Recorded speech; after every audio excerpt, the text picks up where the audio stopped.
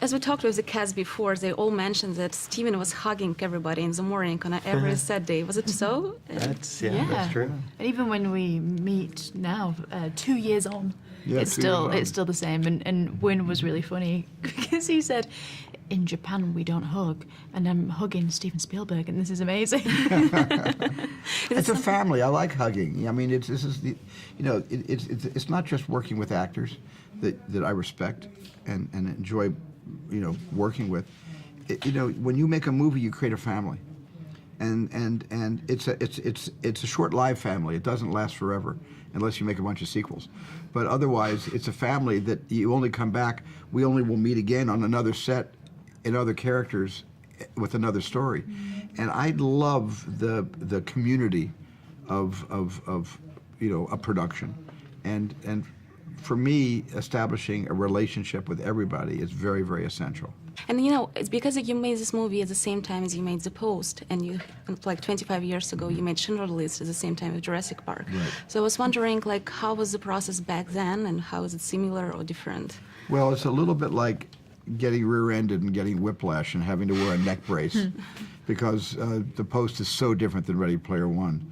But at the same time, by making The Post, it gave me much more objectivity about Ready Player One, and by making Ready Player One at the same time, it gave me tremendous objectivity about The Post.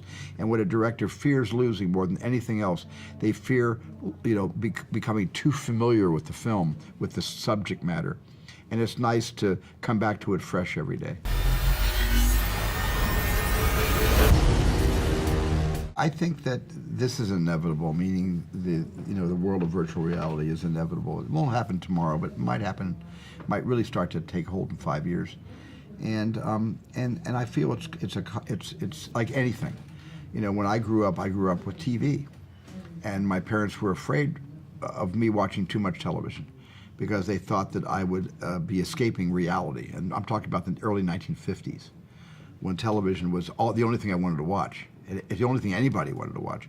There was radio, there was television, there's movies, there's social media today. There's all kinds of excuses to escape the responsibilities of real life. But we have to be sensible to understand that we need to understand the value of real life.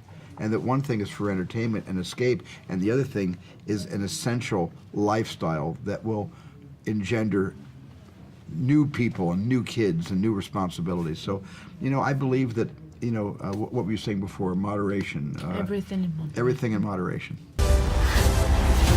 Help us save the oasis. This movie, I thought about the public. This movie I basically directed from the audience. I put on the hat of an audience member.